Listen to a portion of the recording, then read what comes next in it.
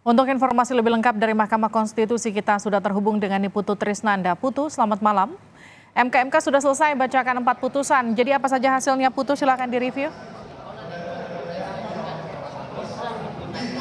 Ya, selamat malam Livi dan juga saudara. Ada beberapa hal yang kemudian menarik dari putusan MK pada hari ini. Bagaimana kemudian ada 9 hakim Mahkamah Konstitusi yang keseluruhannya ini dilaporkan kepada Majelis Kehormatan Mahkamah Konstitusi. Tadi pada saat sore hari persidangan pertama pada saat membacakan putusan pertama pada jam 16.00 waktu Indonesia bagian Barat dibacakan hukuman secara kolektif atau sanksi secara kolektif di mana ke-9 hakim ini dinilai telah melanggar kode etik dari hakim konstitusi, di mana beberapa di antaranya, maksud kami 9 hakim ini dinilai tidak bisa menjaga kerahasiaan, kemudian juga masing-masing hakim ini dinilai telah menerapkan prinsip eueuh pekeuh atau prinsip Jawa yang kalau diartikan secara nasional begitu Livi dan juga saudara, ini membuat posisi Anwar Usman sebagai ketua yang kemudian harusnya setara dengan para anggota dari hakim konstitusi ini tidak terjadi. Bagaimana kesetaraan di antara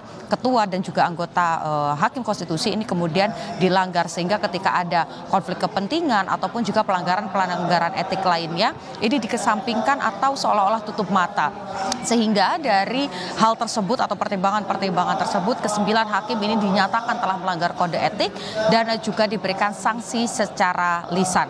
Kemudian juga pada putusan kedua ini maksud kami Majelis Kehormatan dari Mahkamah Konstitusi ini juga menyampaikan putusan untuk Saldi Isra. Kita tahu nama Saldi Isra ini sempat ramai diperbincangkan di ranah publik karena menyampaikan dissenting opinion yang cukup emosional. Bagaimana kemudian dalam kalimat pembukanya Saldi Isra menyampaikan kekecewaannya, rasa bingungnya karena ada perubahan pertimbangan pada saat 3 putusan pertama disampaikan dan pada saat putusan 90 dibacakan terkait dengan syarat capres-cawapres yang di dalamnya ada usia 40 tahun dan atau pernah memiliki dan sedang menjabat sebagai kepala daerah. Ini yang kemudian ramai diperbincangkan kepada publik, rasa emosional ini juga diperbincangkan publik, menuai pro dan kontra.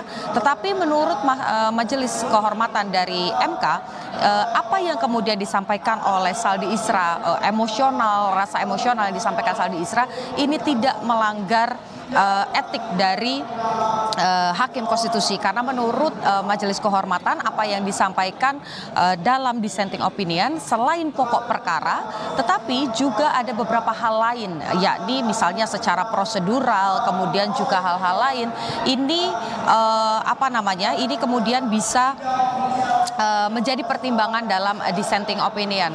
Livi, kembali ke Anda di studio.